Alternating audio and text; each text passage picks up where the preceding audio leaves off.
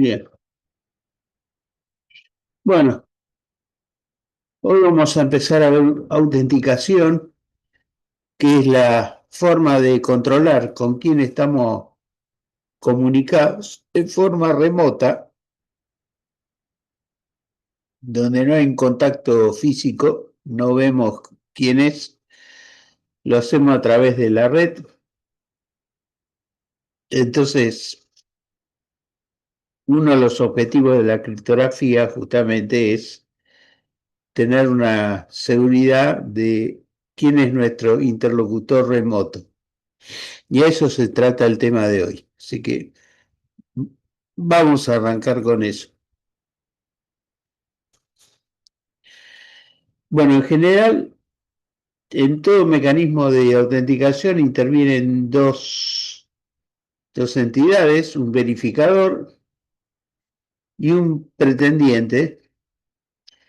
El pretendiente es el que se da a conocer a la contraparte y el verificador es el que adjudica o le da el crédito, la confianza de que está conectado con el pretendiente.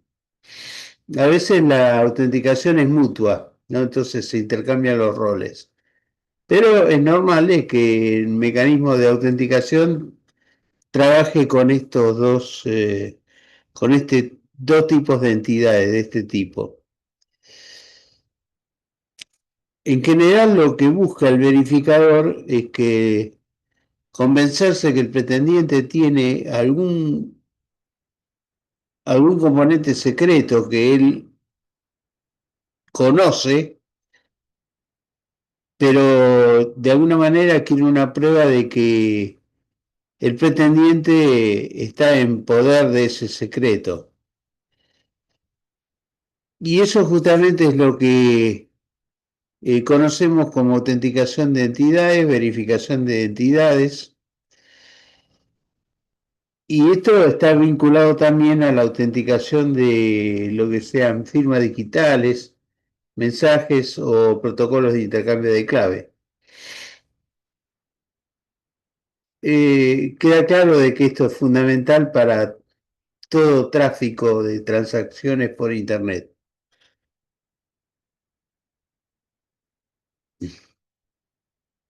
La autenticación de entidades entonces se puede definir como el proceso en el cual el verificador asegura, o se asegura a sí mismo, la identidad del pretendiente.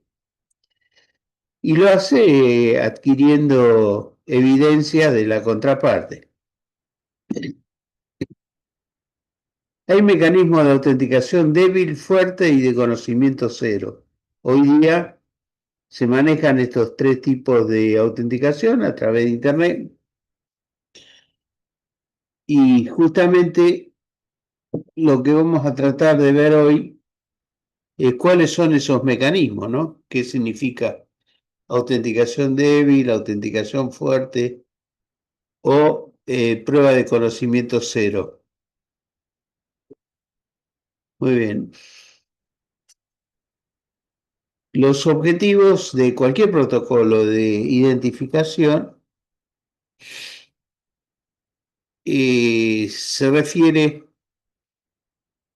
a que cada entidad, en el caso de que las entidades obedezcan el protocolo, cada entidad tiene que estar en condiciones de autenticarse a sí mismo ante cualquier otra entidad del mismo conjunto.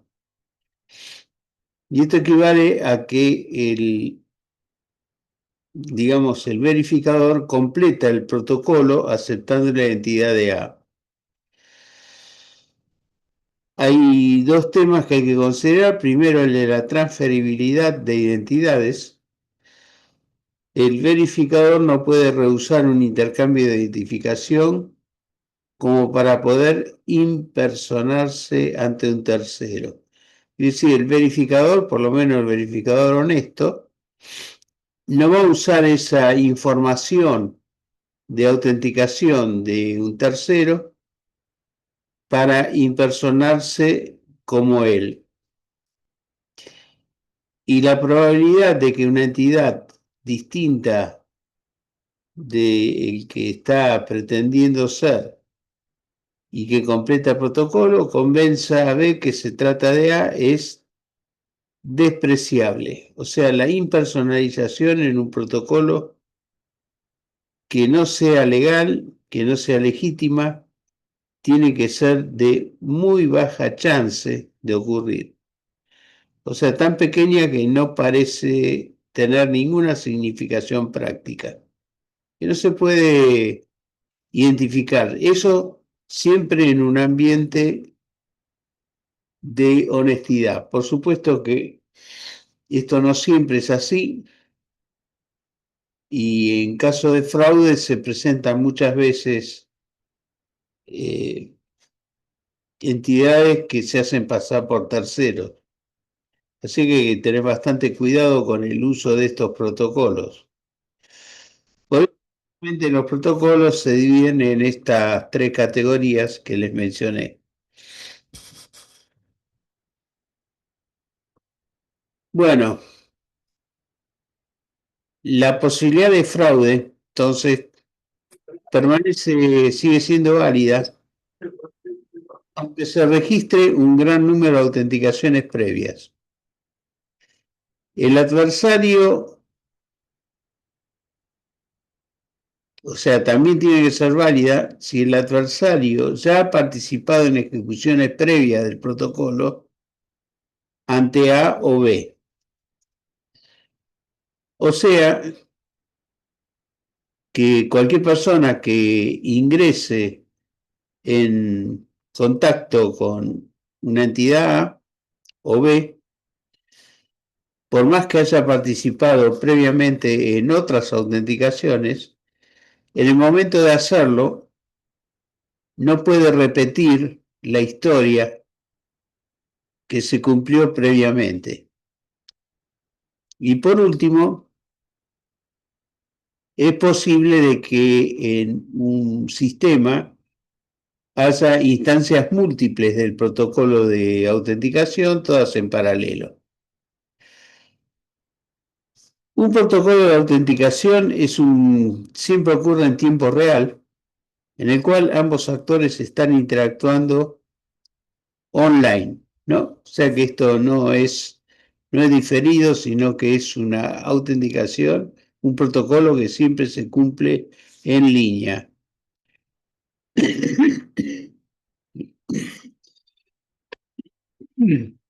¿En qué se basa el secreto de la autenticación? Normalmente en una pieza de algo que se conoce y que es compartido entre el pretendiente y el verificador. Normalmente esto puede ser una clave personal como un PIN, o sea, un número de información personal que lo identifica ante el verificador. ¿Por qué? Porque estos protocolos se usan en forma continua.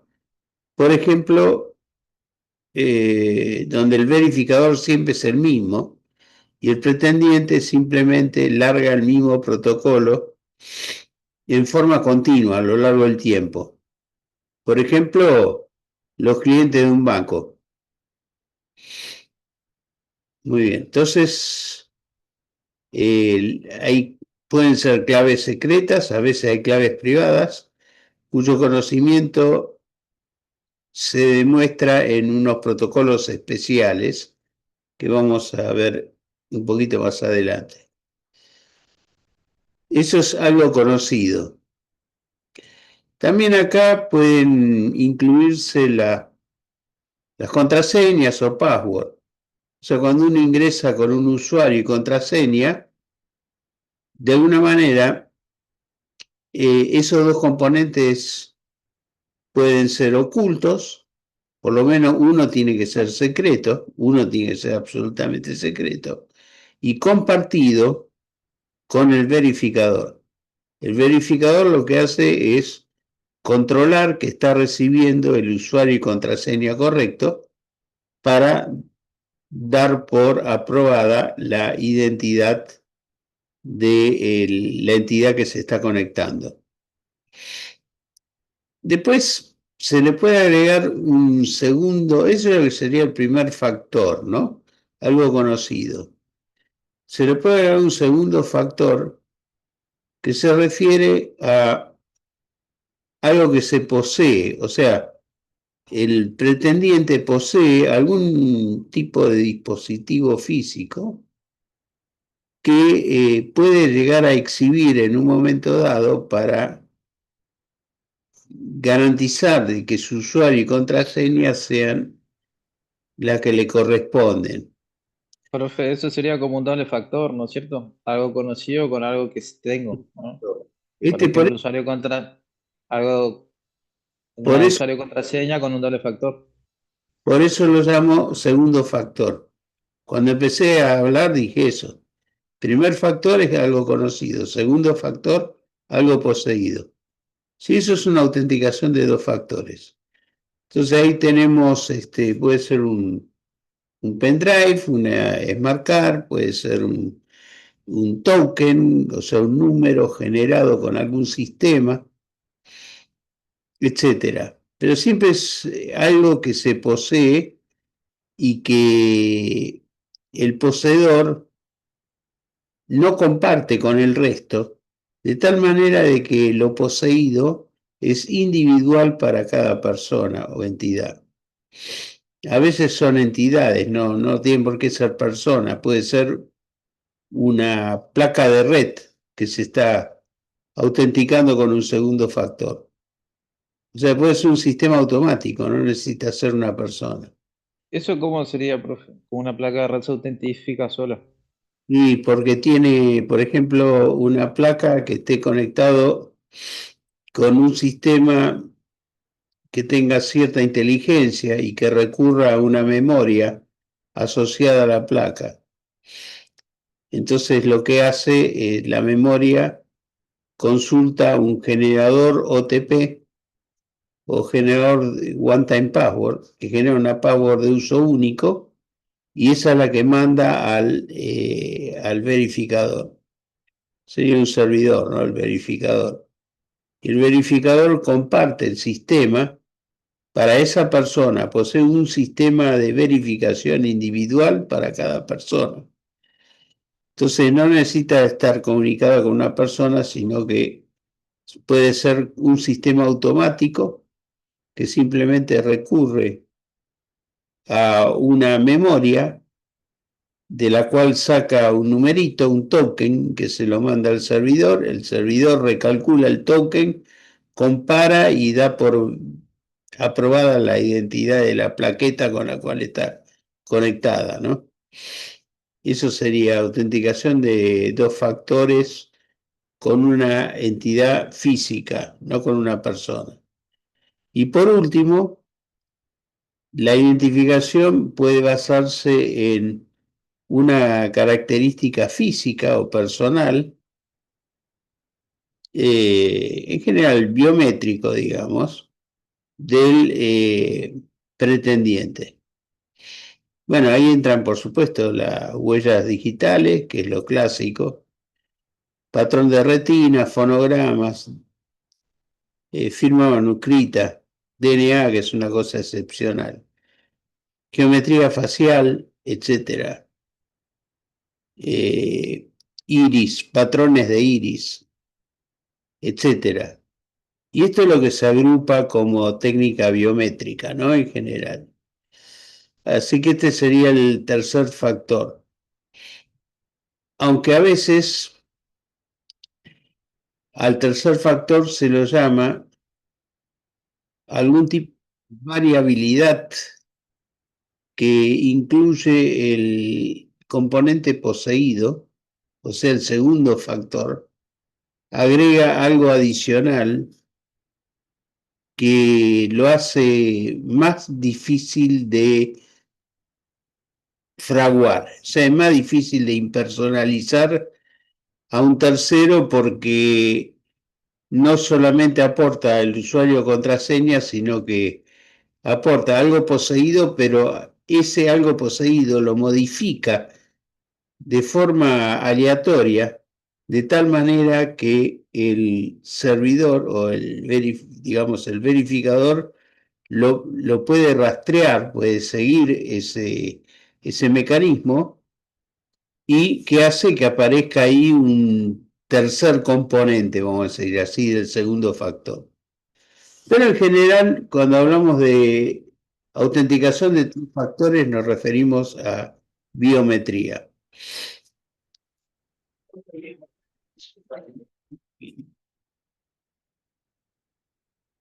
Bueno,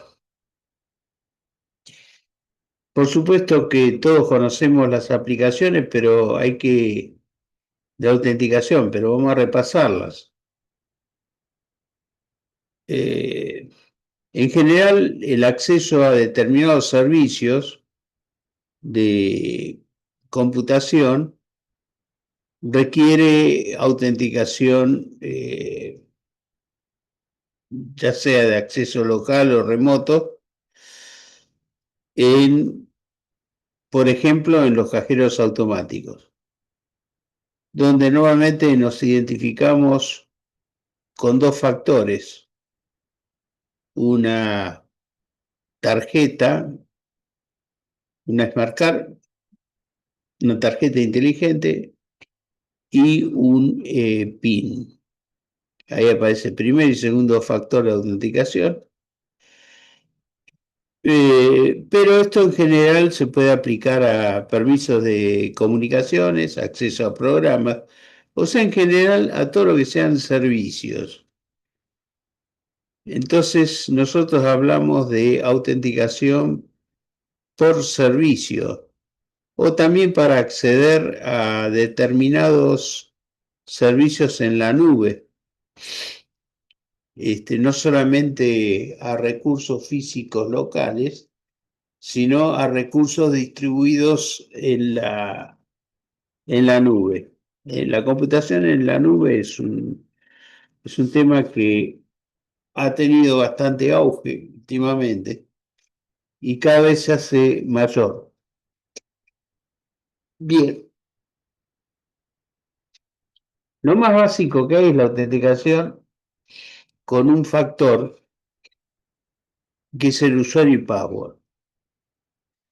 Bueno, por supuesto, es el más simple, pero también el más inseguro. Y esto poco a poco tiene que ir dejándose de lado, por lo menos para las aplicaciones críticas, como el acceso a cuentas bancarias. Bien, ahora, si hablamos en general de qué características tienen los protocolos de autenticación, vamos a ver que en principio tienen que ser recíprocos, o sea que en cada canal de comunicación las dos entidades, las dos puntas, por ejemplo, cliente-servidor, tienen que autenticarse ante la contraparte. Eh, Esto puede ser a través de estas técnicas que hemos hablado acá. El cliente se va a autenticar a través de un factor, dos factores o tres factores con biometría. Y el servidor se autentica a través de certificados digitales que permiten armar protocolos seguros, por ejemplo, pasar de HTTP en la web a HTTPS o cualquier otro esquema que permita, por ejemplo, armar una VPN, una red privada virtual, a través de algún mecanismo que puede ser automático o manual. Están todas las posibilidades ahí. Lo importante es que la reciprocidad de la identificación sea una condición necesaria para la seguridad de la información que se va a intercambiar. Nosotros tenemos que estar seguros a quién le estamos brindando información sensible. Cuando uno hace que es una compra en comercio electrónico y aporta número de tarjeta y el código de seguridad y la fecha de vencimiento, etcétera, o el DNI, bueno, se quiere asegurar justamente que no se lo esté dando a un sitio fraudulento, ¿no? Entonces es muy importante que el cliente sepa con quién se está conectando y a su vez el servidor tenga la garantía de que está comunicado con el pretendiente que dice serlo. O sea, con la persona correcta, ¿no? O sea que no es alguien que se está haciendo pasar por un tercero. Y todo esto en el marco de una cierta eficiencia, o sea que la cantidad de operaciones necesarias para realizar el protocolo estén acotadas, o sea que no se pierda demasiado tiempo, porque esto evidentemente pone mal al usuario del sistema. Tiene que ser más o menos fluido el intercambio. O sea, no puede ser de que uno tarde un minuto en una autenticación, ¿no? Tiene que durar segundos. Bien. Por supuesto que esto va a depender digamos, de la cantidad de pases o intercambio de mensajes, que a su vez puede depender del número de protocolos concurrentes que haya en ese momento en un servidor, lo que se refiere al ancho de banda de la comunicación, o sea que sea suficiente como para capturar todos los requerimientos al mismo tiempo, cosa que es atacada por ciertos ataques conocidos como denegación de servicio, ¿no? Y una denegación de servicio, DDoS, a través de bots, de sistemas automáticos que responden a un mismo grupo atacante, un gran número de intervenciones de autenticación en forma simultánea, de tal manera que saturan el sistema.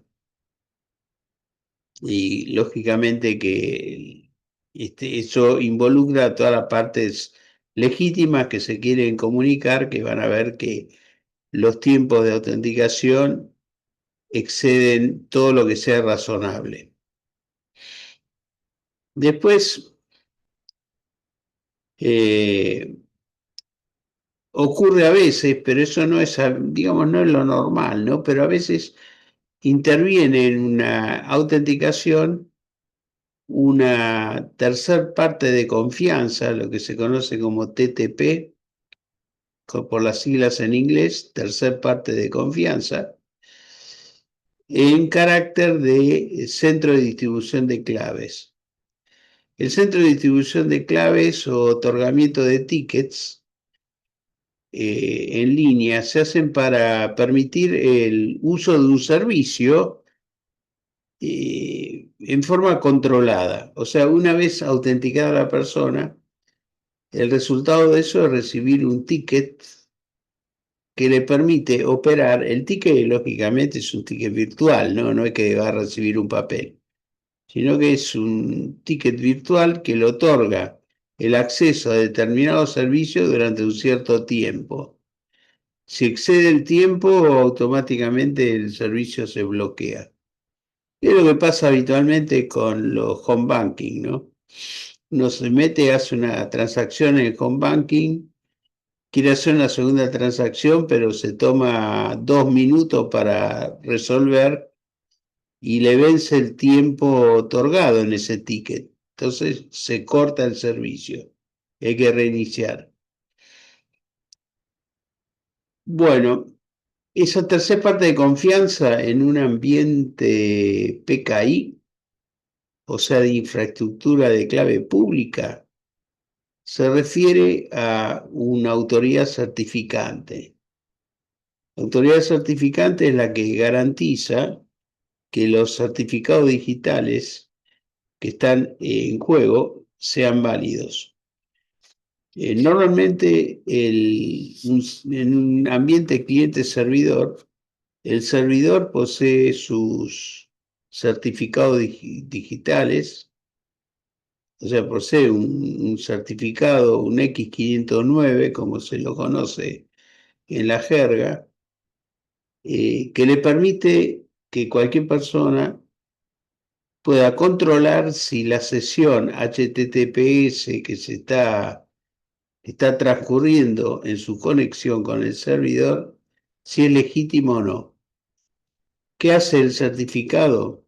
Bueno, es una categoría especial de certificado conocida como Global Certificate, certificado global, que lo que hace es que la autoridad certificante da fe que la IP, la dirección IP del sitio al cual uno está conectado es la que fue originalmente habilitada para hacerlo por la autoridad certificante. Entonces, un certificado de la dirección IP. Bueno, eso aparece normalmente como candado en digamos, en el encabezamiento de la sesión HTTPS. Un pequeño candado que uno puede cliquear y verificar de que el certificado digital del servidor es el correcto, ¿no? Que está válido, que no está vencido y que no es trucho. Entonces eso es muy importante. Es muy raro de que el servidor exija a la contraparte, o sea, al pretendiente, exhibir también un certificado digital, pero de alguna manera eso es necesario si se arma una VPN, por ejemplo, entre cliente y servidor, entonces los dos tienen que tener su certificado digital y tienen que ser verificables.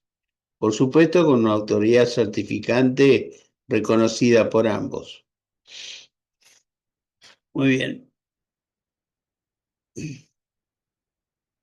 El tercer involucrado, o sea, la TTP o tercer parte de confianza, puede ser directamente un centro automático que actúe como distribución de ticket y la TTP simplemente ahí actúa en modo batch, o sea que no interviene en la transacción, sino que offline de alguna manera garantiza que los certificados digitales que están transcurriendo son legítimos. Muy bien, entonces, en cuanto a la naturaleza de las garantías, tenemos todo lo que sea seguridad demostrable, eh, que normalmente en la práctica no se usa mucho la seguridad demostrable. Lo que sí se usa son las pruebas de conocimiento cero. Es un tipo especial de prueba interactiva, que vamos a ver un poquito más adelante.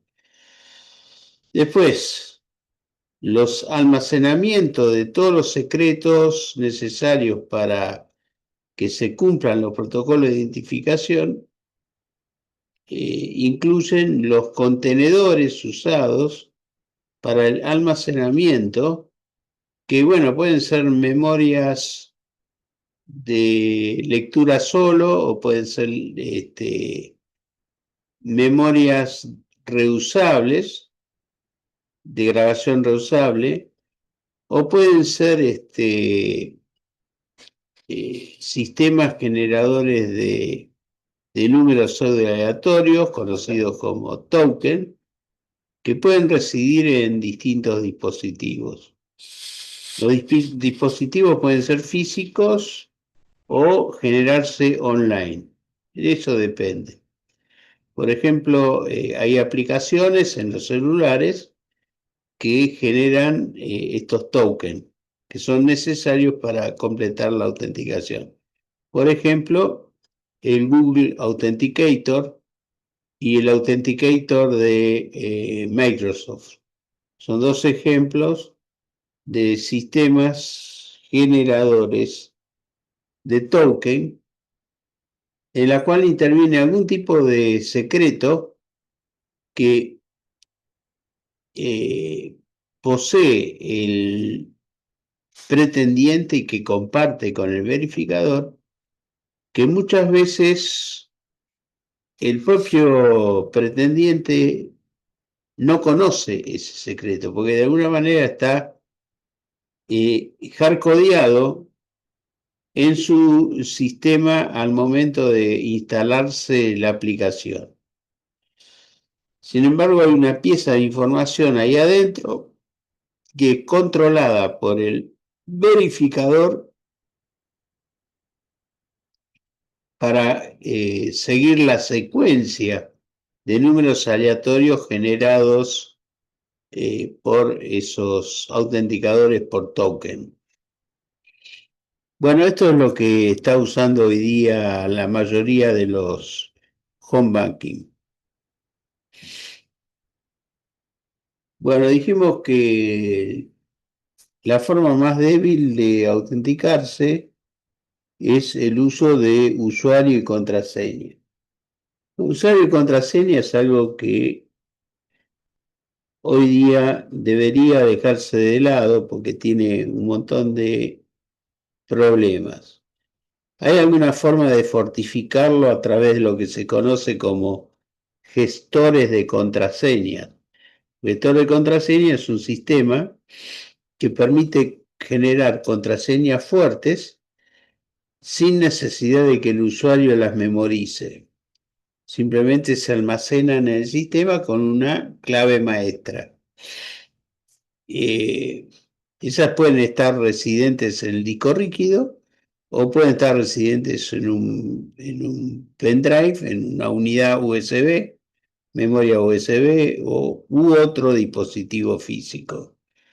Es una memoria residente en una memoria extraíble y cosas por el estilo.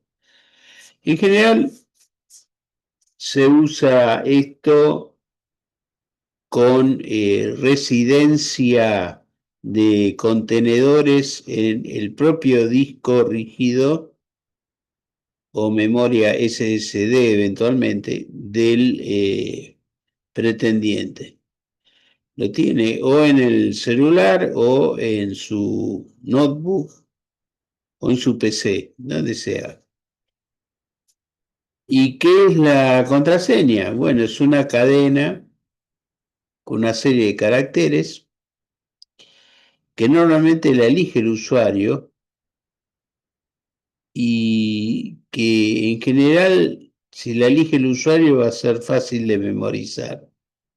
Pero así como es fácil de memorizar, se vuelve muy inseguro frente a un ataque de exploración semisistemática. Digo semisistemática porque acá se puede utilizar ingeniería social para descubrir el secreto, ya que la mayor parte de la gente, la mayor parte de los usuarios no son demasiado conscientes de su seguridad informática y suelen elegir contraseñas débiles, vinculadas a algún atributo de su entorno familiar o de su entorno de, digamos, dispositivos o sistemas que tiene para uso, como puede ser el vehículo, no usar la patente y cosas por el estilo.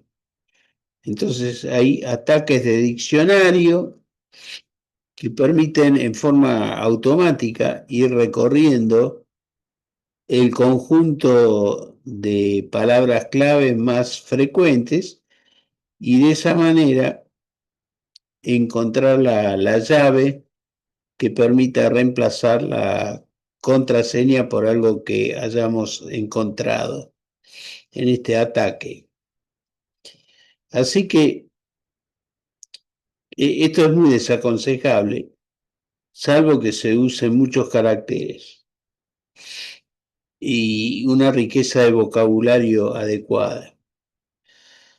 Pero queda claro que esto sirve como secreto compartido entre el usuario y la entidad ante la cual se identifica, o sea, entre el pretendiente y el verificador. Este esquema de autenticación se denomina débil porque es fácilmente atracable. Primero, por ataque diccionario. Segundo, por revelado involuntario. A veces la gente suele pegar las contraseñas en el monitor o debajo del teclado, lo que sea. Todo lo que hemos trabajado en seguridad informática conocemos esa clase de errores que le simplifican la vida a los usuarios de la entidad, pero ponen en riesgo la impersonalización de esas entidades. Entonces, esto evidentemente es muy peligroso.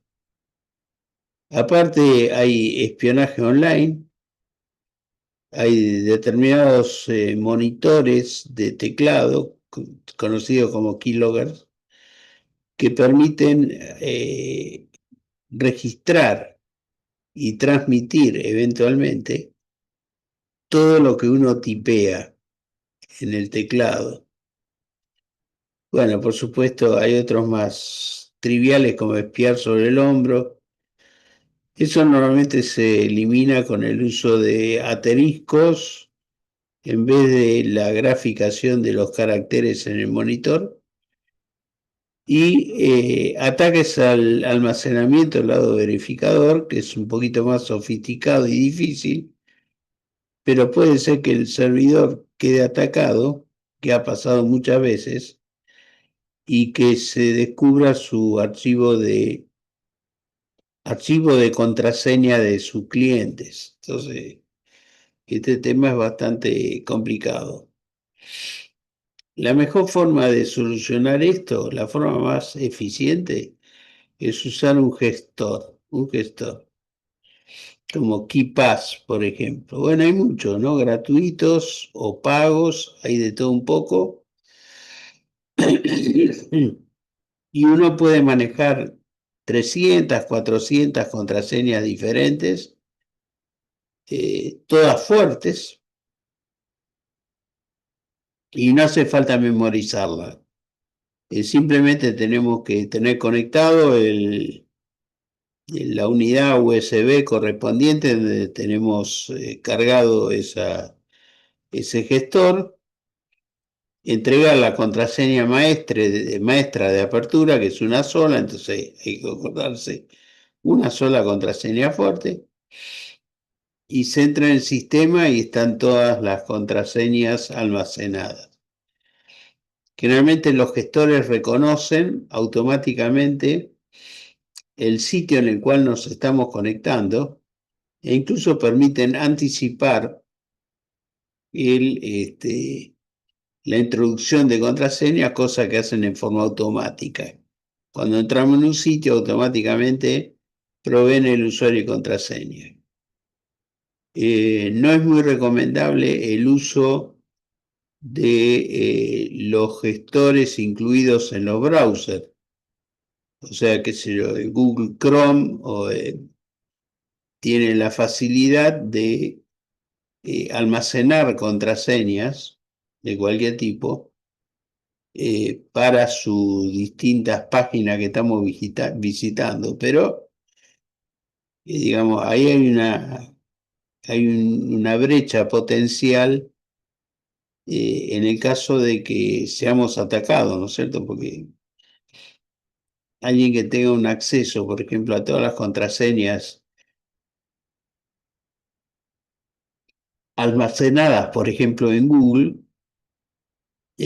puede ingresar después tranquilamente en en nuestro home banking o cualquier otro sitio de interés. O sea que no es muy aconsejable usar eso, sino usar más bien gestores externos.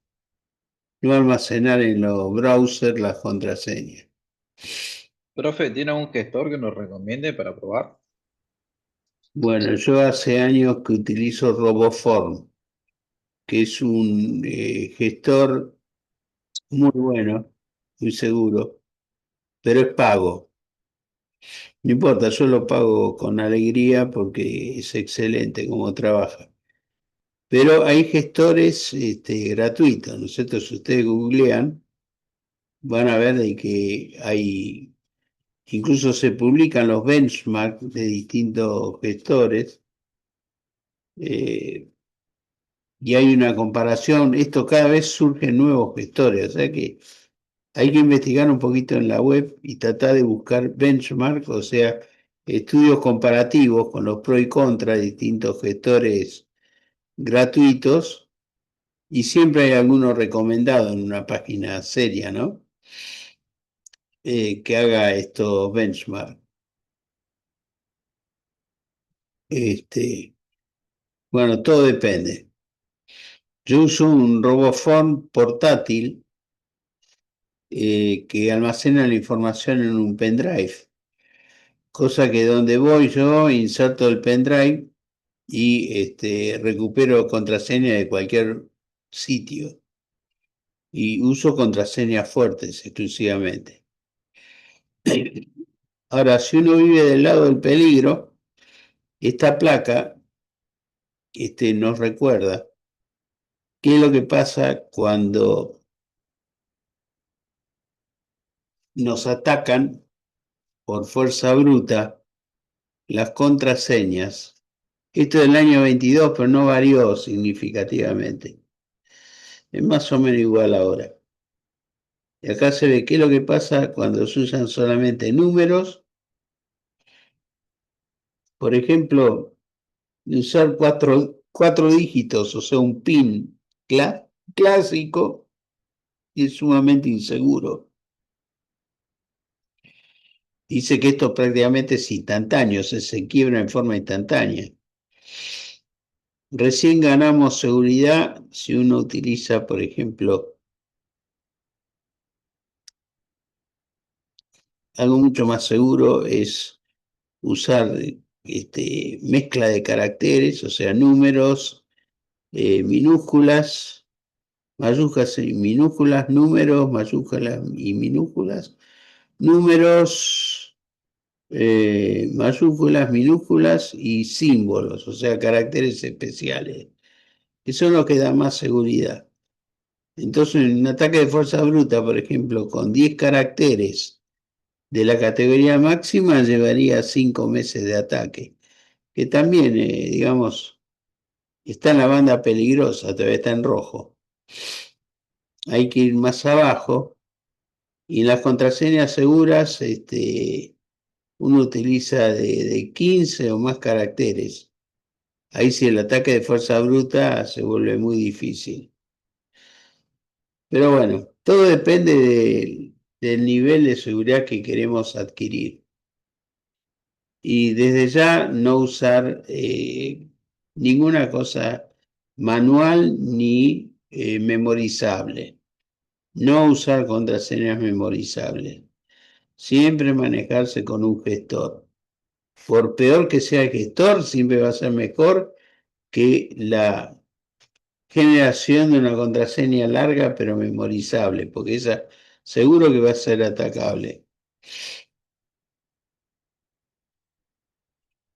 Bueno, ¿qué pasa con el servidor, por ejemplo, que almacena contraseñas?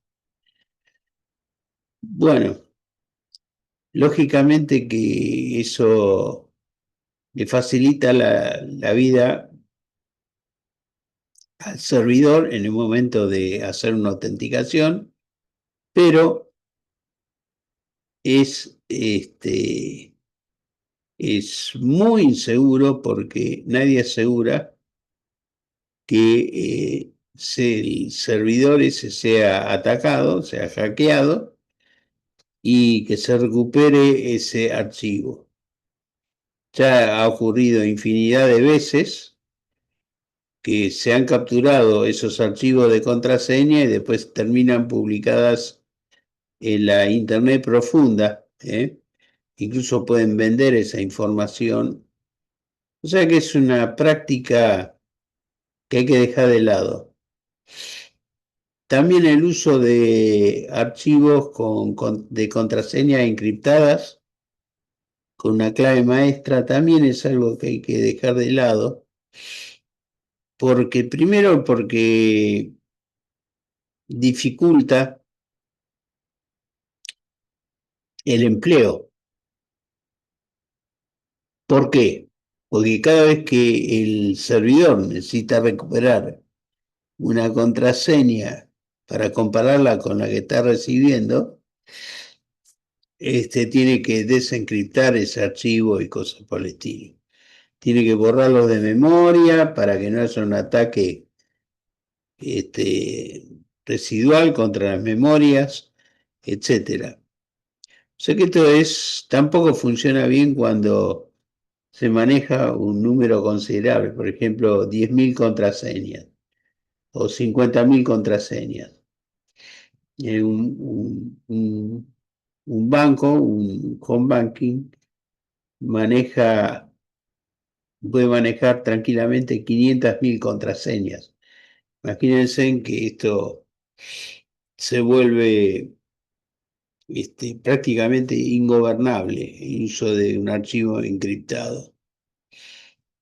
Así que lo único que le puede servir ahí es una base de datos, digamos, una base de datos relacional como Oracle, que permita que haya campos encriptados. Entonces yo ingreso con una clave principal, que puede ser el número de cliente, clave principal en la tabla, y desencripto un campo, cosa que es una cosa rápida, y no desencriptar todo un archivo de 500.000 datos.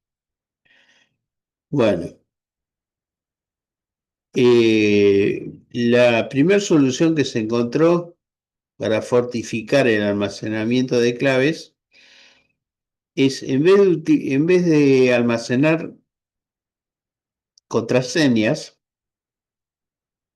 lo que se hace es almacenar los hashing de las contraseñas.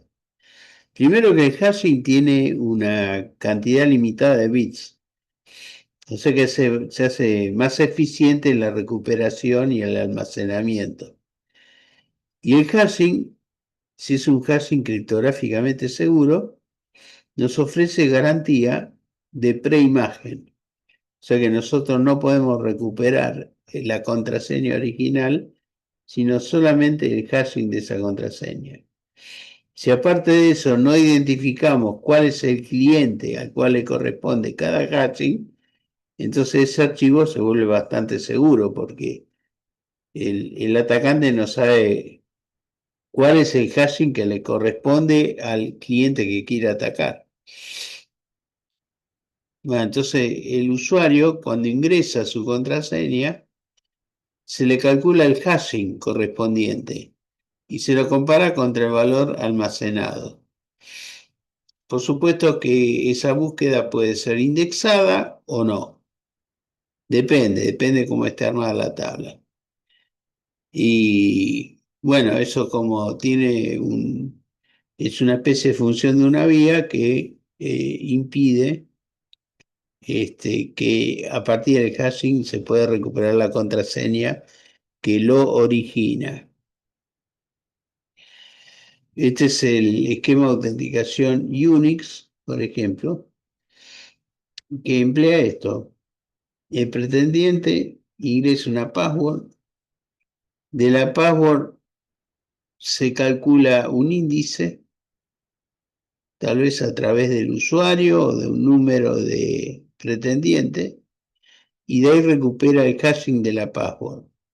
Simultáneamente, la password es recalculado el hashing y se lo compara contra el almacenado. Y a partir de ahí se decide aceptar o rechazar en función de que haya coincidencia o no. Este es el esquema clásico Unix. Bien. Eh, Después, respecto a la fortificación, lógicamente que la autenticación débil, a pesar de ser insegura, tiene la gran ventaja que es simple. Por eso es universalmente adoptada, ¿no es cierto? Todo el mundo usa esto, por lo menos como barrera inicial. Bueno, a veces se ha elegido, por ejemplo, la concatenación de palabras con sufijos y prefijos, etcétera. Pero bueno, esto lo que hace incrementa la longitud de la contraseña, lo cual es bueno, pero a su vez expone esto a un ataque de diccionario usando un ataque, un método de spear phishing, por ejemplo. O sea, yo hago un ataque directamente sobre una persona porque tengo información adicional de esa persona. Y si la persona no está usando un gestor y usa contraseñas memorizables, de alguna manera se está poniendo en riesgo y lo puede llegar a atacar. Después, a veces lo que se hace es desacelerar el proceso de mapeo, eh, haciendo de que se verifique varias veces, se haga una iteración de verificaciones, de tal manera de que el resultado de cada paso o cada iteración sirva de entrada al paso siguiente. Eso puede servir, pero es un proceso que consume tiempo. Por lo tanto, le va a molestar al usuario someterse a una desaceleración de mapeo. A veces lo que se hace es agregar a la password un componente aleatorio público conocido como salting. Se usa normalmente para ciertas partes de autenticación de transacciones como estampilla fecha hora, antes de calcular el hashing almacenado. El salting es algo que estuvo bastante de moda. Hoy día se considera que no tiene demasiado valor hacer esto. Y la solución pasa por otro lado. Lo mismo en las passphrase. O sea, en vez de usar palabras mnemotécnicas, lo que hace es utilizar frases completas. Pero tampoco, como son frases de fácil memorización, primero que lentifican la autenticación y segundo que no otorgan demasiada seguridad, porque los métodos de spear phishing que es una especie de phishing pero orientado contra un usuario, ¿no? Eso es un spear phishing. Permitiría eventualmente atacar a través de un sistema de diccionario inteligente en su selección, hacer un ataque de fuerza bruta y quebrarlo.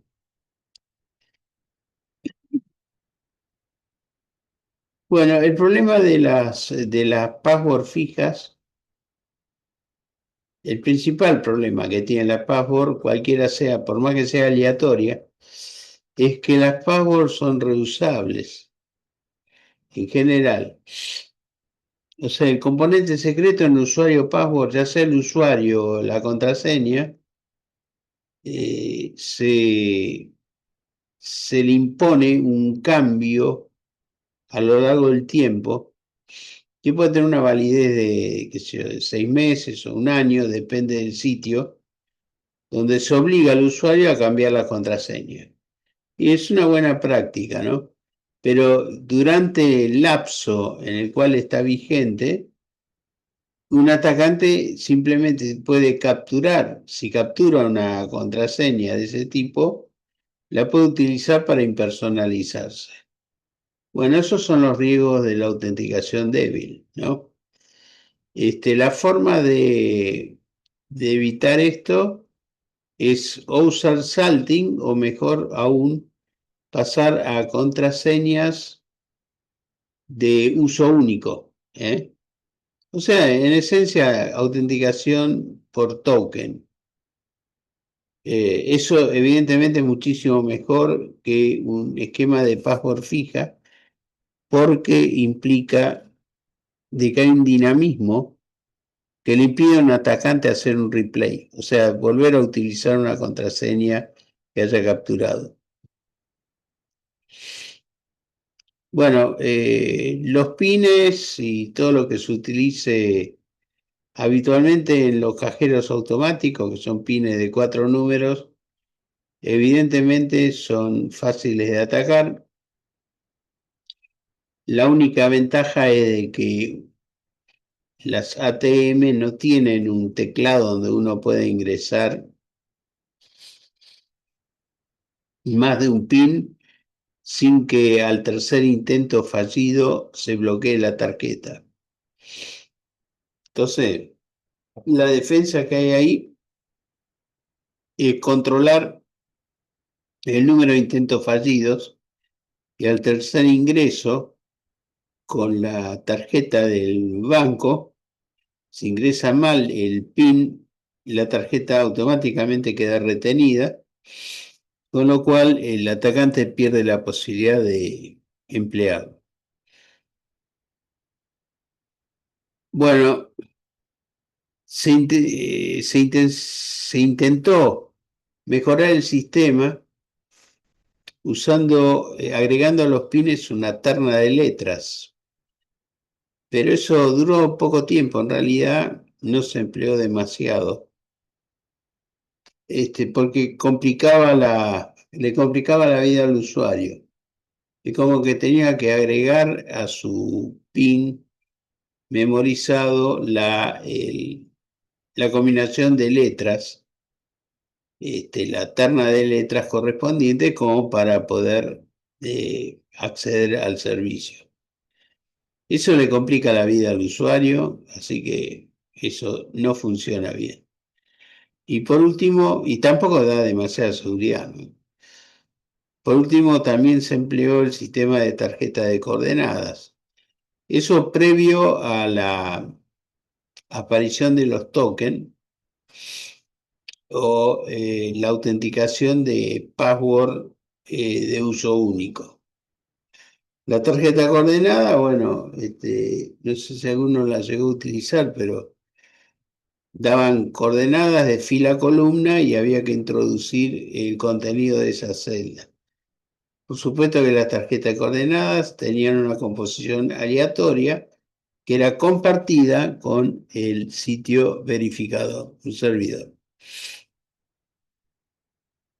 Bien, ataque contra esto, el ataque contra las tarjetas se conoce como skimming y esto sigue siendo usado, curiosamente, en los cuales en ciertas terminales bancarias o cajeros automáticos se instalaban unos sobreteclados con unas microcámaras de video con un cierto alcance lejano e incluso con en los abrepuertas también un sobre dispositivo que se adosaba al original de tal manera que en el momento que introducía la tarjeta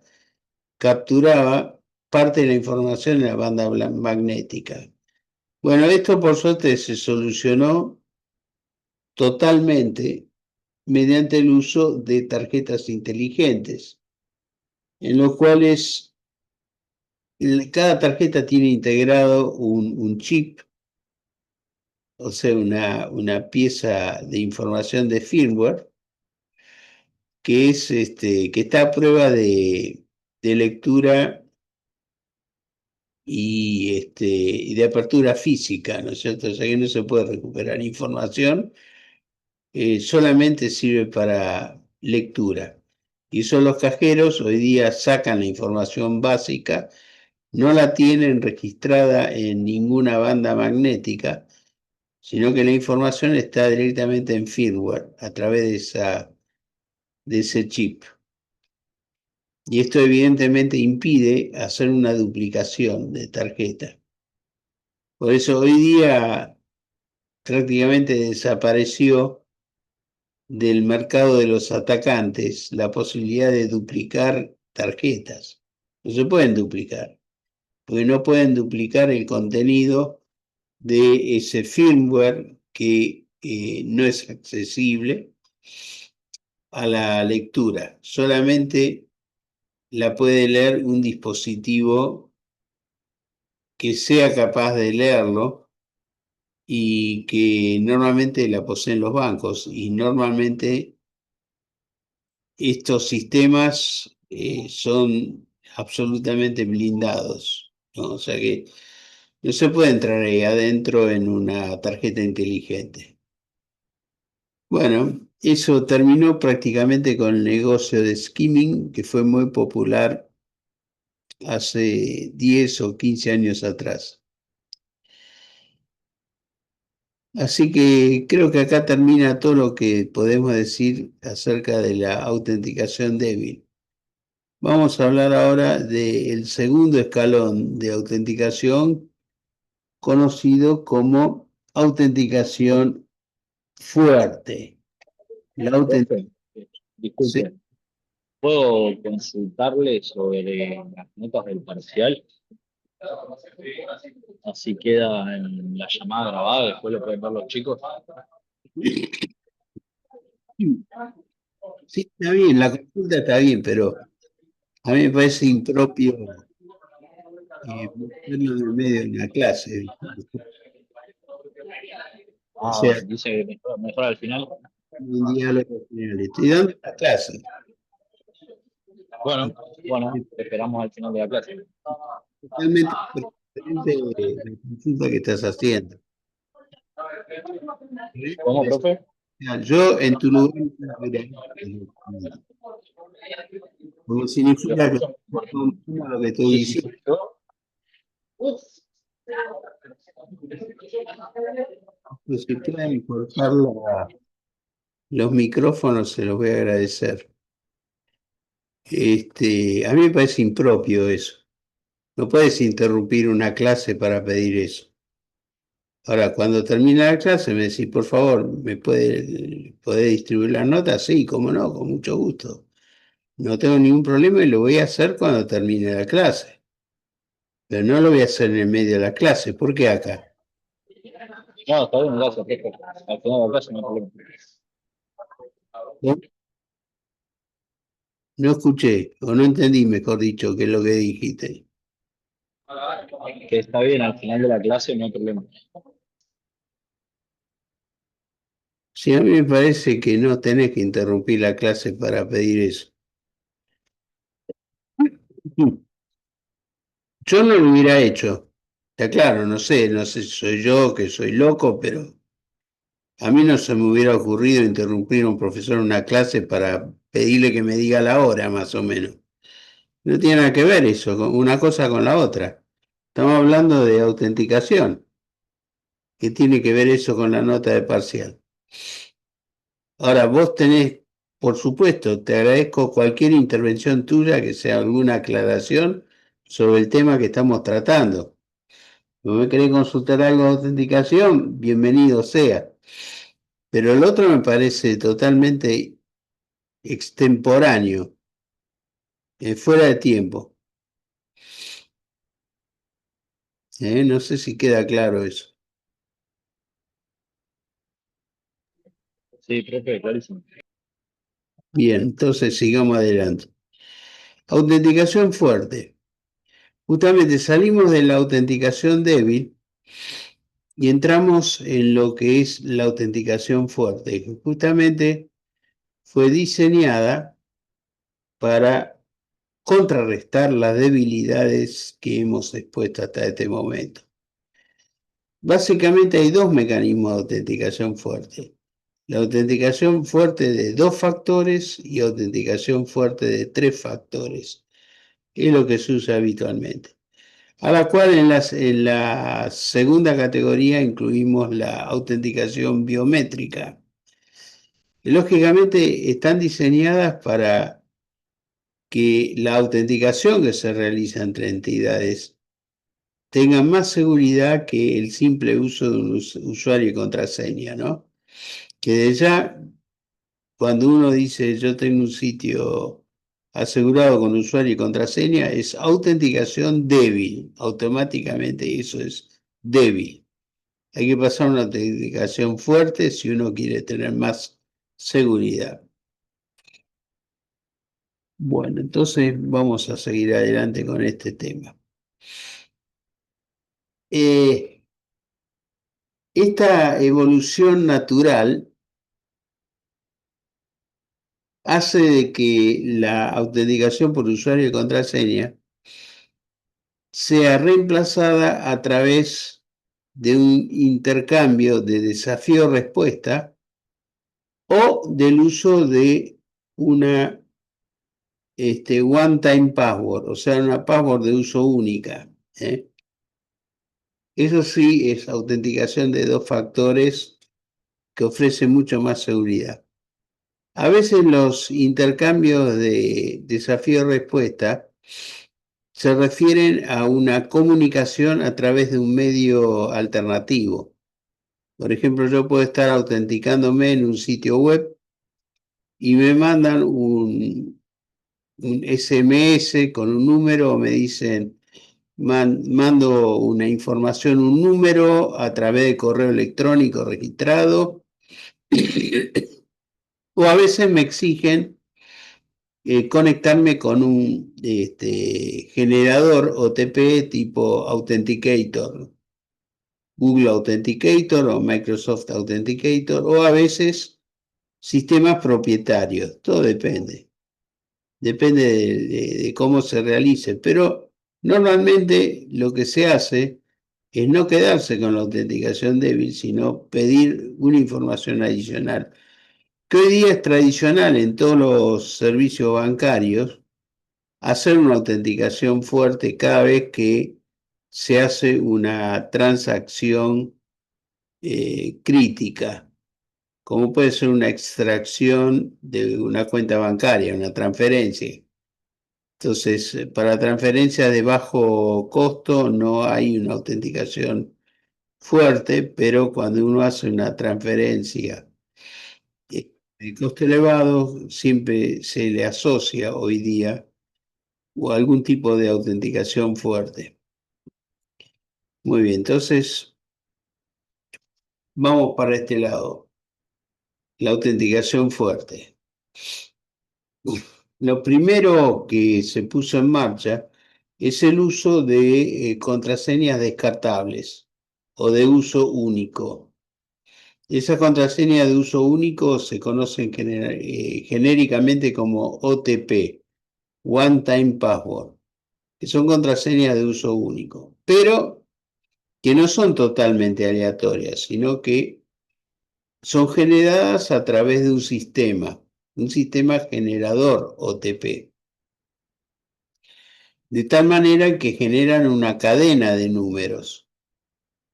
O sea, cada persona recibe algo así como una función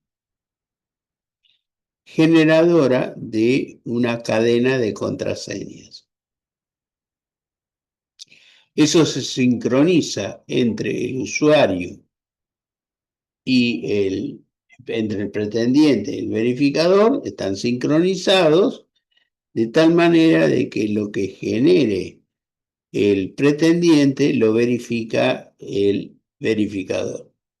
Y en el caso que haya coincidencia, le aprueba la identidad.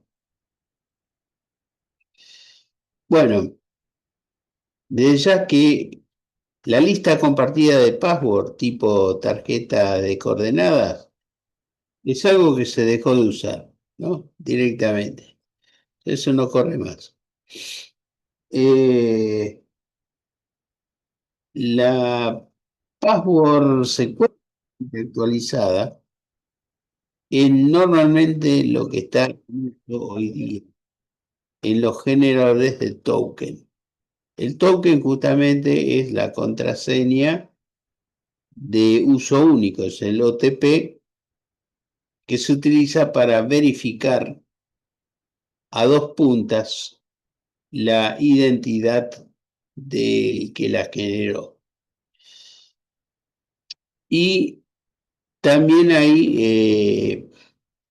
hay password de uso único que están generadas por funciones de una vía a través de funciones de hashing también.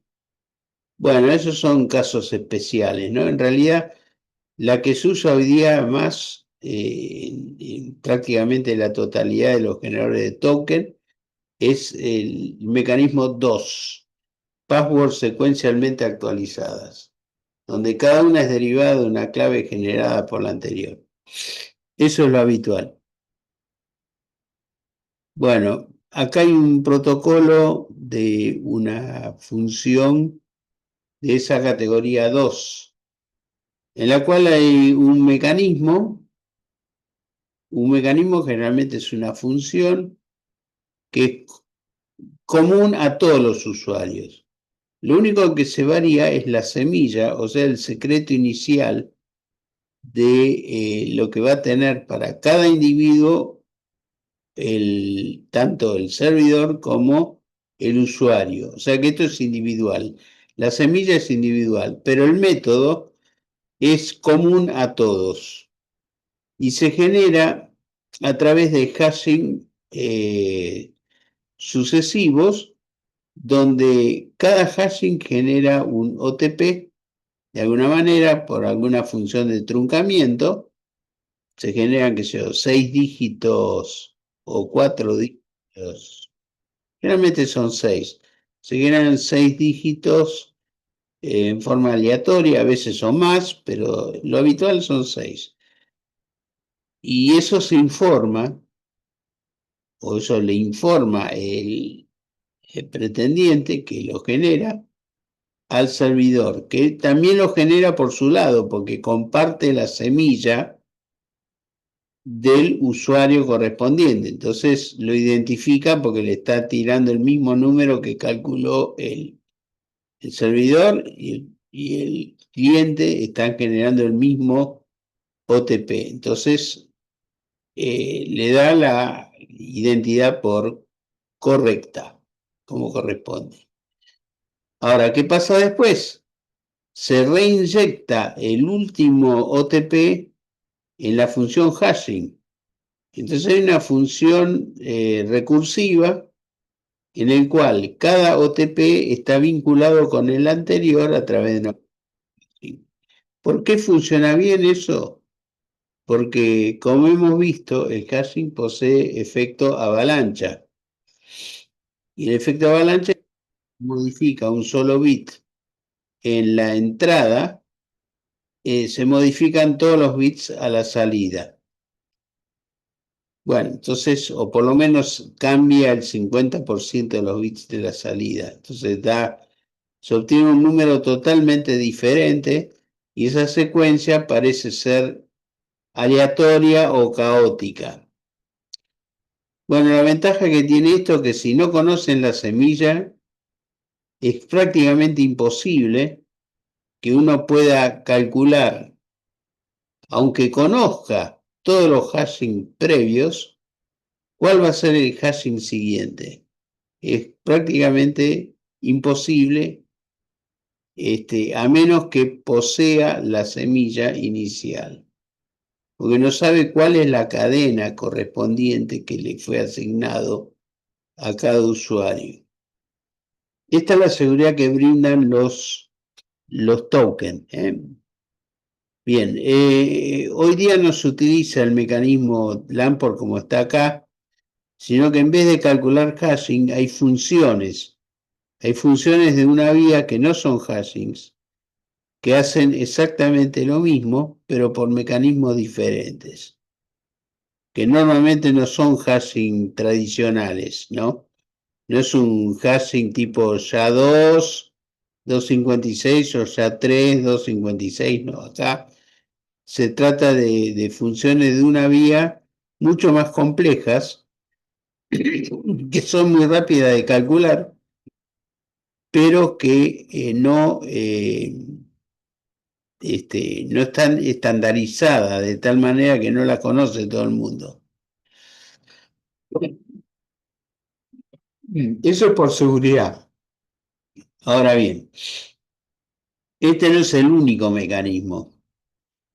Eh, Hay mecanismos más sofisticados hoy día que emplean la información del tiempo y poseen validez de un minuto, digamos. En general, un minuto de validez. Entonces, emplean, por ejemplo, los microsegundos transcurridos desde el inicio del sistema, desde que se booteó la computadora o desde la hora cero del día correspondiente, cuántos microsegundos han transcurrido, y utilizan eso como un componente que ingresa en el cálculo de esa función de token. Y así se calcula el token, que desde ya le otorga una validez temporal de tal manera que no le da tiempo a un atacante a hacer mucho análisis al respecto, porque al minuto le cambió totalmente la contraseña y tendría que arrancar de vuelta. O sea que tiene un minuto de tiempo para descubrir la semilla o cosas por el estilo. Bien, entonces,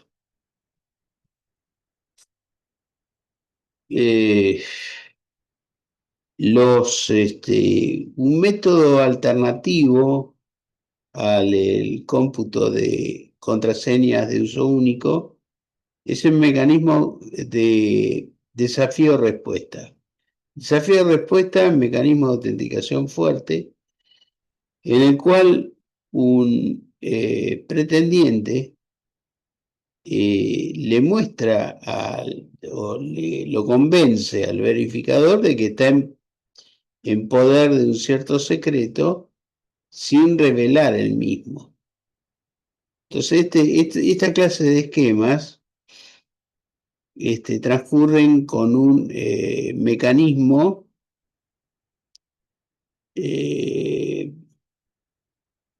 que normalmente, a ver, no lo tengo graficado acá. Sí, acá está. Después vamos a ver una prueba interactiva cómo opera, así que dejemos esto todavía en el tintero y lo volvemos a ver dentro de un ratito. Bueno, los parámetros variables en este desafío de respuesta pueden ser OTPs, o sea, a través de mecanismo de tokenización, o valores de contraseña de sesión, etc. Esto lo que se hace es repetir el pedido de determinada secuencia de OTPs, y con eso se consigue una autenticación de más de 2 factores, ¿no es cierto? Si uno lo repite. Por ejemplo, quiero que me calcule por supuesto, sin esperar un minuto de validez de cada OTP, si el cómputo es inmediato, que genere un OTP a tiempo cero, a tiempo 1 el OTP que está 5 posiciones para adelante, y a tiempo 2 el que está a 15 posiciones adelante. O sea que tiene que hacer una repetición rápida de 15 OTPs e informar eso. O sea, el parámetro variable lo que hace es utilizar la información de uso único, los tokens, a tiempos físicos, diferentes. Por supuesto que todo se hace con una aplicación que sea, que sea capaz de hacer esto. Y el desafío consiste en informarle cada cuántas operaciones internas del algoritmo tiene que efectuar e informar el valor, que eso es variable. Entonces esto se le hace muy difícil a un atacante a descubrir eso. Estos son los métodos más sofisticados eh, de contraseña de uso único, que es lo que está en boga. Bien, acá hay una idea de cómo opera un token que puede ser un dispositivo físico generado por una llave USB. Por ejemplo, hay llaves comerciales como las que hacen 2FA, así se llaman. Autenticaciones fuertes de dos factores a través de una unidad USB especial que muestra números. A veces tiene unos botoncitos de teclado para agregar alguna contraseña personal al uso, pero lo que hace es, hay que insertar el dispositivo y generar el OTP correspondiente. Y ese OTP es el que se genera a través de una aplicación, de una app en un celular o cualquier otro dispositivo físico y termina informando esa información al servidor. De acá en este gráfico se muestra que el control de esos tokens lo que da es la sensación de que está recibiendo datos aleatorios. O sea, dentro del rango de números que se van generando, la distribución de los sucesivos números no guarda ninguna correlación. Quiere decir, si uno conoce 20 tokens sucesivos, no tiene forma de calcular el token número 21. O sea, conocer la historia no sirve para nada en estos generadores modernos porque no hay ningún tipo de correlación. Todo se comporta como aleatorio, a pesar de que no es aleatorio. Es todo determinista, pero trabajan con funciones especiales que se repiten solamente cada 10.000 años y cosas por el estilo. O sea que son prácticamente invulnerables a cualquier ataque de seguimiento sobre un cliente particular. Es imposible. Y muchas veces están sincronizadas en tiempo, o sea que trabajan con hora automática. Ustedes saben que todos los dispositivos como celulares o computadoras consultan a un pool de relojes atómicos que son los que informan la hora en formato GMT, Greenwich Mean Time, o sea, tiempo de Greenwich, con desplazamiento de usos horarios. ¿No? Hay 12 usos horarios diferentes en dirección este y 12 usos horarios en dirección oeste, lo que hace que la hora se adelante o se atrase en unidades de hora en cada sector. Por ejemplo, a nosotros nos corresponde la banda horaria de Río de Janeiro y estamos en GMT-3. O sea, hora de Greenwich -3 unidades. Bueno, lo que tenemos es la posibilidad de consultar a un pool de relojes atómicos y obtener en cada dispositivo la hora correspondiente. De tal manera que nos sincronizamos en todo el mundo. Todo el mundo está sincronizado con eso. Incluso la sincronización es automática. Sincronización automática significa que encendemos el equipo y una de las funciones que tiene es consultar y actualizar la fecha hora a través de consulta de relojes atómicos de pools públicos. Bien, entonces muchas veces los buenos generadores lo que hacen es utilizar, en vez de utilizar los segundos transcurridos desde medianoche, utilizan una sincronización por tiempo. O sea, utilizan el tiempo actual o el minuto actual para obtener ese componente aleatorio que hace falta para calcular el token que corresponde.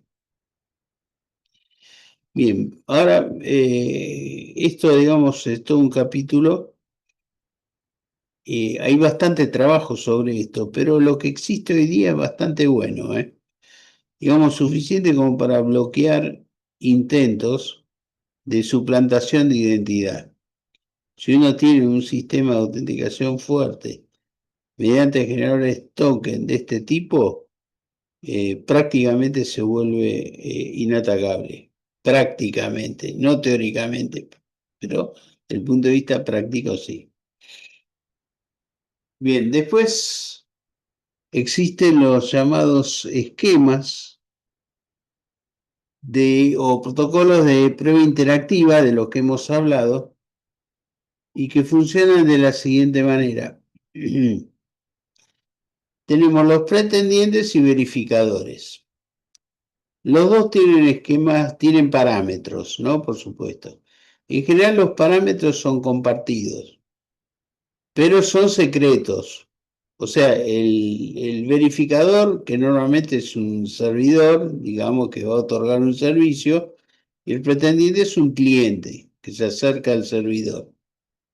Pero el verificador posee cierta información o parámetro que comparte con el cliente, que no es pública la información, ¿no? Desde ya. Ahora, lo que hace el pretendiente cuando se conecta con el verificador es le manda una pieza de información conocida como testigo, que generalmente es un componente aleatorio. Ese componente es recibido por el verificador, quien le manda un desafío al pretendiente. El desafío normalmente es un solo bit, un 1 o un 0. Y en función del desafío que recibe el pretendiente, le tiene que mandar una respuesta.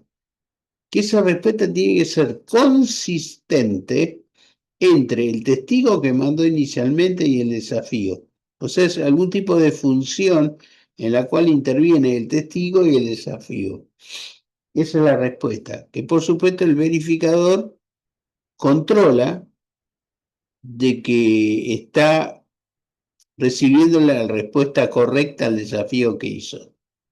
Si mandó un 0, recibe una respuesta. Si mandó un 1, recibe otra respuesta. Pero siempre está en condiciones de verificar que la respuesta sea coherente entre el testigo que mandó inicialmente el pretendiente y el desafío que mandó él. Por eso se llama una prueba interactiva, ¿no es cierto? Porque intervienen los dos en el proceso de autenticación. Y, digamos, encima de esto, el verificador repite la prueba, la hace varias veces. O sea, tantas veces como él quiera, hace repetir este tipo de intercambio para asegurarse de la identidad del pretendiente. Esto todavía es más fuerte que la autenticación de 2 factores o de 3 factores. Es lo más seguro que hay, un mecanismo que utiliza algo así como una demostración de la identidad con una probabilidad de error que puede ser muy baja, Un segundito, que tengo un problema acá con la batería. Ahí está.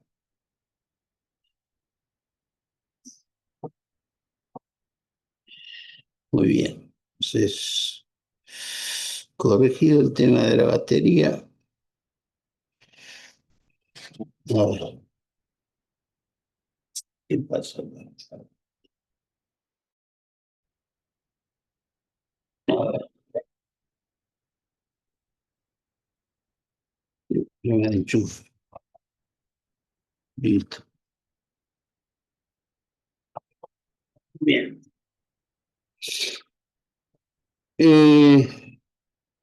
Muy bien. Esto es lo más fuerte que hay. Esto se usa, por ejemplo, ¿dónde se emplea esto? En banca corporativa. Ustedes saben que los bancos tienen dos tipos de clientes. Los clientes comunes, que somos todos nosotros, los usuarios, y clientes especiales que hacen transacciones por ahí por, o sea, millones de dólares por ahí en una transacción. Esos aseguran de las identidades con pruebas interactivas.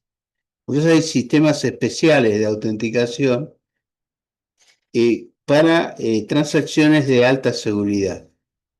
Cuando hace falta una seguridad superior a la que establece la de dos factores o biométrica, se recurre a una prueba de identidad interactiva. Y hay sistemas comerciales de esto, ¿no? Hay sistemas, pero normalmente no están al alcance del público en general, porque solamente se utilizan en ambientes corporativos. O sea, cuando una corporación hace una transferencia con otra corporación a través de un banco, con su servicio corporativo, ofrece justamente pruebas de este nivel de seguridad. Y es el máximo posible. En particular, hay una categoría interactiva que se conoce como ZKP, que se desarrolló en los últimos años y se refiere a protocolos de identificación de conocimiento cero. ZKP significa Zero Knowledge Proof, o sea, prueba de conocimiento cero, que es el caso especial en el cual el pretendiente le hace ver al verificador que está en posesión de un secreto, pero no informa ningún dato de ese secreto. O sea que esto es perfectamente reusable en forma indefinida, sin necesidad de renovación, y forma parte de aquellas pruebas de máxima seguridad que existen hoy día. Hay sistemas comerciales de ZKP que son bastante elaboradas, ¿no? Generalmente a través de ciertas funciones matemáticas que permiten ejecutar esto. Son difíciles de encontrar esas funciones, pero hay funciones que permiten demostrar la existencia de un secreto. Estoy en posesión de un secreto, pero no revelo nada, ni un solo bit del secreto para el verificador. O sea que ni siquiera el verificador está en condiciones de usar esa información para hacerse pasar por el usuario. Es como que está totalmente tabicada la identificación del usuario frente al verificador. Bueno, esto es una especialidad, ¿eh? Esto no es tan fácil de explicar y normalmente se presenta en un curso avanzado de criptografía, no en un curso inicial, como este. Bien, entonces sigamos adelante. Los ataques a protocolos de identificación, vamos a resumirlo. Entonces, impersonalización. ¿Qué es impersonalización? Es el ataque más básico. Una entidad pretende ser otra. Yo capturo una contraseña y un usuario de un tercero y después ingreso con esa contraseña y usuario y el sistema me da por válido, ¿no es cierto? A pesar de que no corresponde. Bueno, eso es una impersonalización, un ataque muy primitivo, pero que normalmente puede sufrir la autenticación débil, ¿no?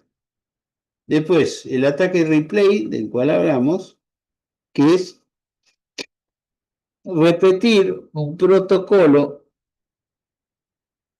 previo, o sea, si estoy capturando una sesión y estoy en condiciones de capturar usuario y contraseña, por ejemplo, de un usuario, después en el futuro puedo usar eso para reinyectar esos mismos valores de tal manera que me hago pasar por él. Acá ni siquiera es necesario conocer cuál es el valor, simplemente conocer en la transacción que está circulando entre el usuario y el verificador, o sea, entre el pretendiente y el verificador, hay un mecanismo de sniffing en el medio o de husmeo que permite encontrar cuáles son las piezas de información que se usan para autenticación y se vuelven a reinyectar, aunque no sepan qué contienen. Pero sí, si yo sé que son parte de la autenticación, lo voy a poder usar para intentar un ataque de ese tipo. Después hay un ataque que complica la vida a un sistema que simplemente entrelazar resultados de distintos protocolos en paralelo, que lo que producen es una pequeña confusión en el sistema, en el servidor de autenticación, por recibir, digamos, combinaciones raras que parcialmente son verdaderas, parcialmente no, o que están, digamos, desincronizadas en el tiempo, de tal manera de que bloquean el mecanismo de autenticación. O sea, algo parecido a un DDoS, un ataque de negación de servicio, pero usando información verdadera, solamente que aparece entrelazada, mezclada en forma así aleatoria y que deja un servidor fuera de servicio. Bueno, ataque de reflexión,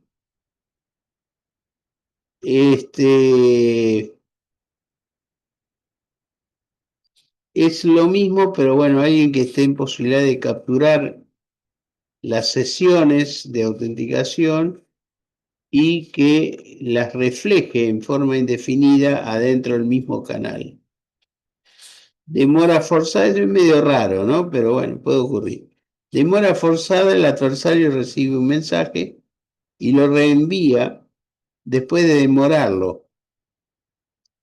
Bueno, o sea, demorar sesiones de autenticación complican la vida a los servidores porque obligan a retener información durante más tiempo del necesario, con lo cual bloquea nuevas sesiones. Y ataque texto elegido, una entidad usa el verificador como oráculo, probando distintos mensajes de autenticación a voluntad. Bueno, oráculo es simplemente cualquier sistema que responde con una información cuando recibe algo. Normalmente lo que recibe es algo válido y el oráculo genera una respuesta adecuada. Es decir, un oráculo normalmente se usa en criptografía bastante los oráculos, pero con información valedera. Por ejemplo, sistemas de respuesta automática son oráculos. Por ejemplo, generadores de hashing. Bueno, ingreso al módulo de hashing, ingreso información y la respuesta del oráculo es el hashing correspondiente. Y entonces ahí, bueno, uno puede hacer tanteo si es que se lo permite el verificador. Y por último tenemos lo que es la autenticación biométrica, ¿no? Y acá entramos ya en un capítulo de lo normal, la verificación de algo inherente a la entidad que se está autenticando, la autenticación biométrica. La autenticación biométrica no es lo mejor que existe, ¿eh? Lo mejor que existe es la prueba interactiva y las pruebas ZKP. Eso es lo mejor que existe en la autenticación. Pero esto es bastante bueno, ¿eh? Todo lo que sea biometría es bastante bueno. Es algo así como una autenticación por 3 factores. O sea, algo que se tiene, algo que se posee y por último algo inherente. Eso es la biometría. Una autenticación típica de 3 factores que es buena, pero es tampoco lo mejor del mercado criptográfico. Lo mejor que puede ofrecer la criptografía es la autenticación interactiva, interactiva. En particular las pruebas de conocimiento cero, que son toda una especialidad, ¿eh? Yo acá lo menciono así como un título, pero por debajo del título hay una serie, hay libros escritos sobre cada cosa de esta, ¿no? Entonces, esto uno se tendría que especializar para entender realmente qué es lo que está ocurriendo ahí adentro y cuáles son los pros y los contras. Bueno, en general, acá tenemos distintos, digamos, una especie de benchmark, o sea, de pruebas de comparación entre distintas técnicas biométricas, como por ejemplo, de ya que la mejor prueba biométrica es el ADN. Ahora, imagínense que la precisión es muy alta, el costo es altísimo, requiere un equipo de test, pero la aceptabilidad social de esto como método de autenticación es cero, digamos, no se puede usar, porque sería una cosa lentísima. Imagínense, yo quiero entrar en el home banking y me piden una gota de sangre. Bueno, imagínense lo que es eso. Es algo impensable. Sí, es muy bueno, funcionará con algunas interacciones, autenticaciones en modo batch, a lo sumo, pero no interactivas porque no funciona eso.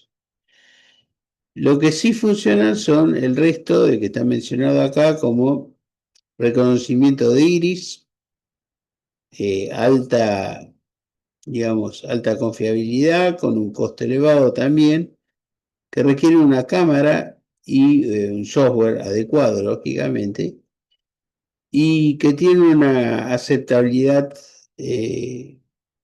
mediana, digamos, intermedia. En cambio, todo lo que sea escaneo de retina es más complicado, todavía tiene baja aceptabilidad, pero funciona muy bien. O sea, todo lo que sea reconocimiento de retina es un método de autenticación altamente eficaz. O sea, el costo es elevado, pero digamos, la precisión que posee es muy alta. Reconocimiento facial es un poquito menos segura en cuanto a la precisión. El costo es más económico, reconocimiento facial también utiliza cámaras, pero tiene alta aceptación social, o sea que es un mecanismo reconocido y usado en forma ubicua, digamos, en todo el mundo y, digamos, siendo bien aceptada por parte de los verificadores.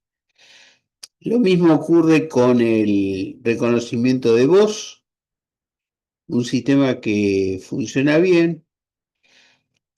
Acá se hicieron bastantes intentos de aplicar esto en reconocimientos de sobrevida, por ejemplo, cuando se exigía una prueba de sobrevida para las jubilaciones y cosas por el estilo.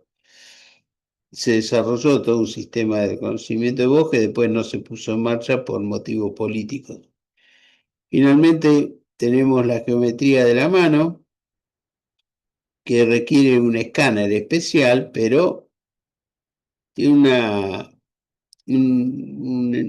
digamos, una precisión intermedia de bajo costo, pero de baja aceptabilidad.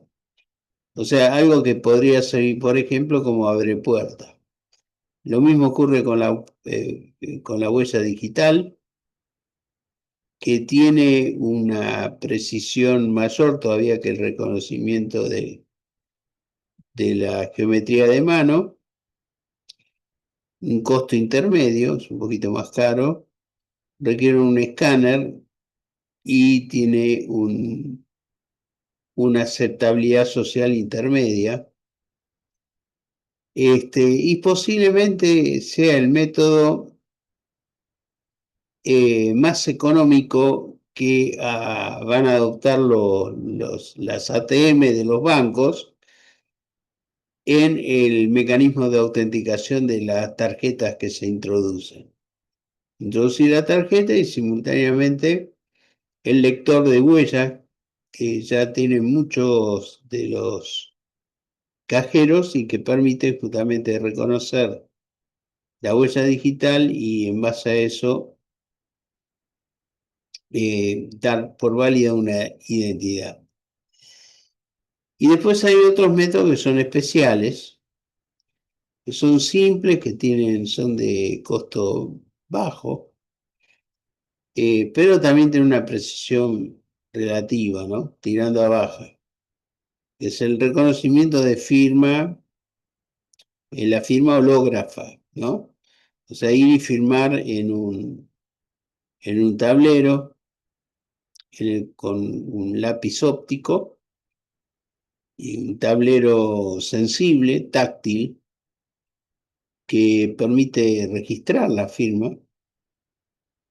O sea que esto es un método evidentemente barato, y se utiliza como complemento, por ejemplo, que todos los DNIs traen la firma escaneada a través de este método, ¿no?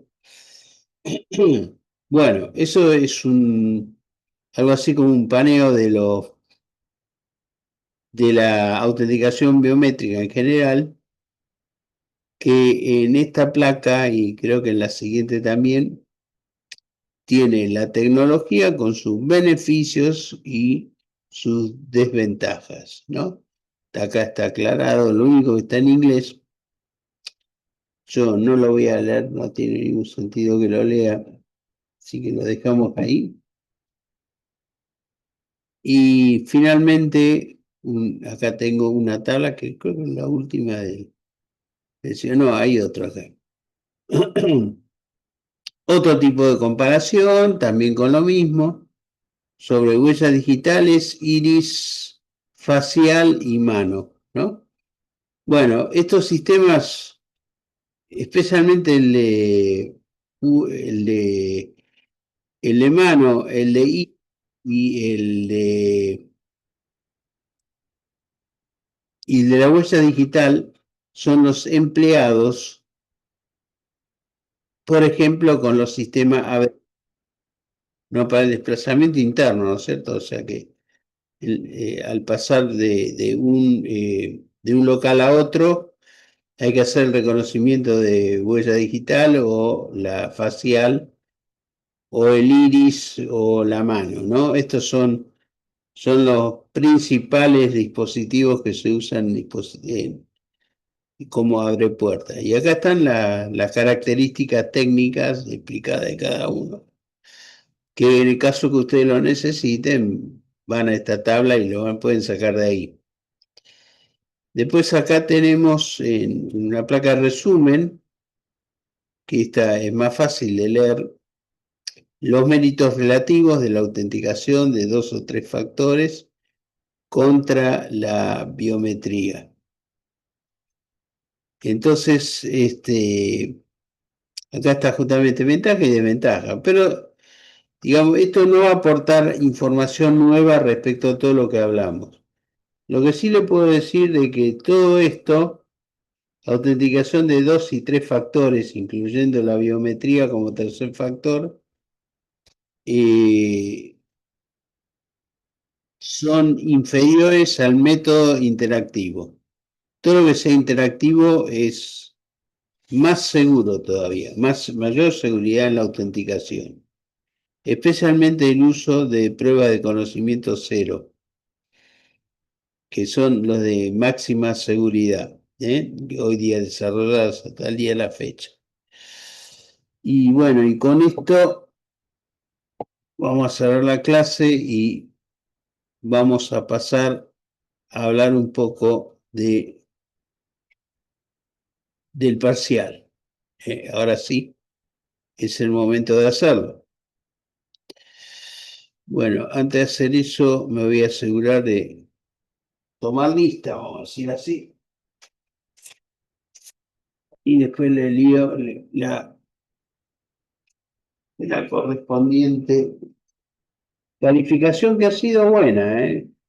Estoy contento porque todo el mundo aprobó. Algunos lo hicieron con lo mínimo, pero aprobaron todos. Así que ahí ya pueden estar tranquilos. A ver, Blanco presente. Presente, profe. Sí, sí, sí, estoy leyendo acá porque tengo la lista. Coli, me queda Castro, que estaba presente y sigue presente.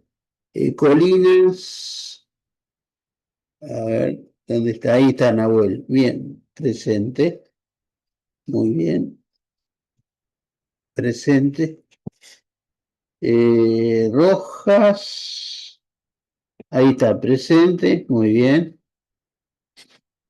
Santo Mauro, presente. Muy bien. Serrano Gómez. Serrano Gómez no lo veo. Bueno, ausente. Silva.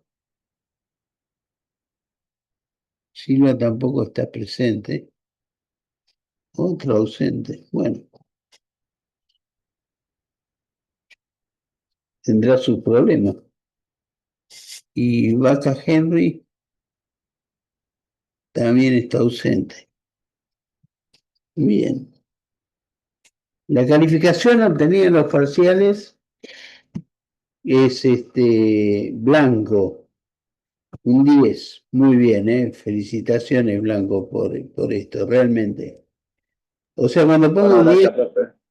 se lo merecen, O sea, que no estoy, nunca regalo nota. Pongo un 10 es porque está bien merecido. Después, Castro, un 5. Está aprobado, pero bueno, ahí quedó en el medio, ¿no? Colinas, un 9, muy bien, muy buen parcial, con algún defecto menor en algunas respuestas, pero bien. El caso de Riveros está ausente y ahí tengo que estudiar un mecanismo de recuperatorio para Rivero, que fue el único ausente.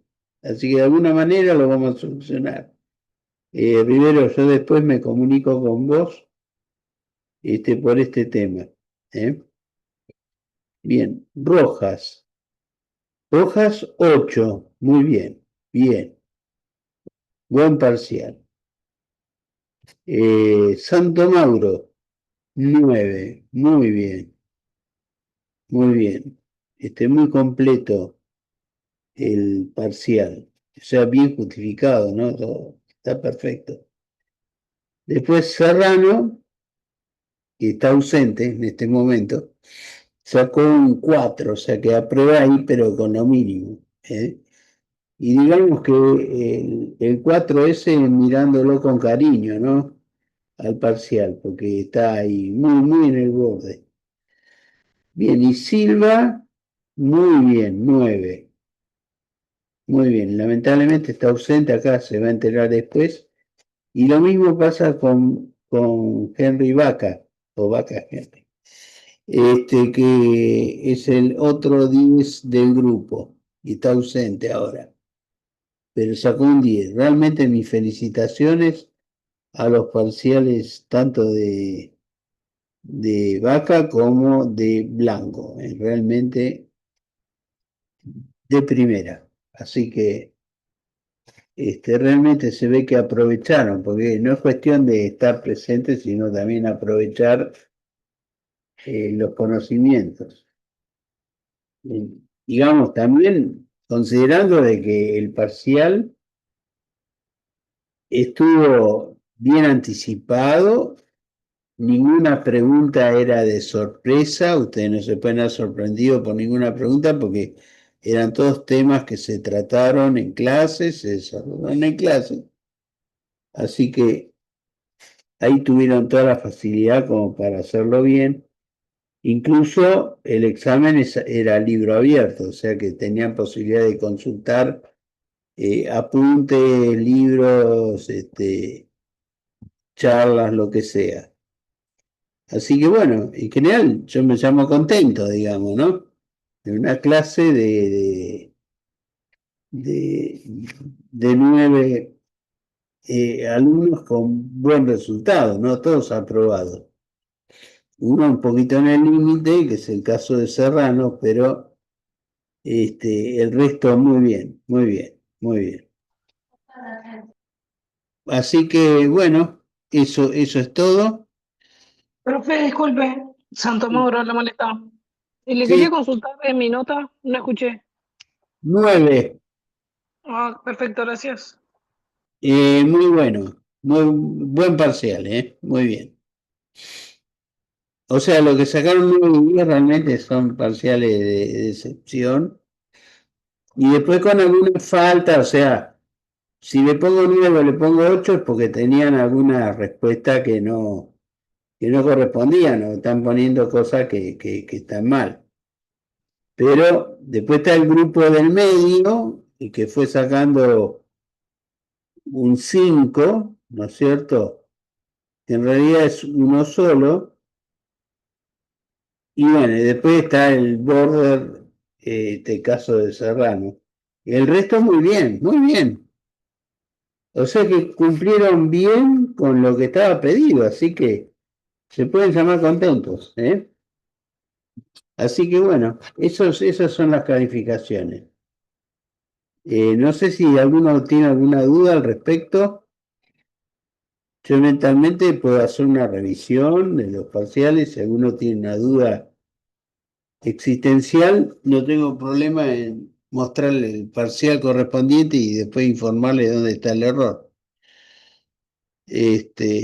Pero lógicamente eso va a tener que ser una clase presencial. Bueno, entonces les deseo, acá termino esto, voy a cortar la grabación, eso sí.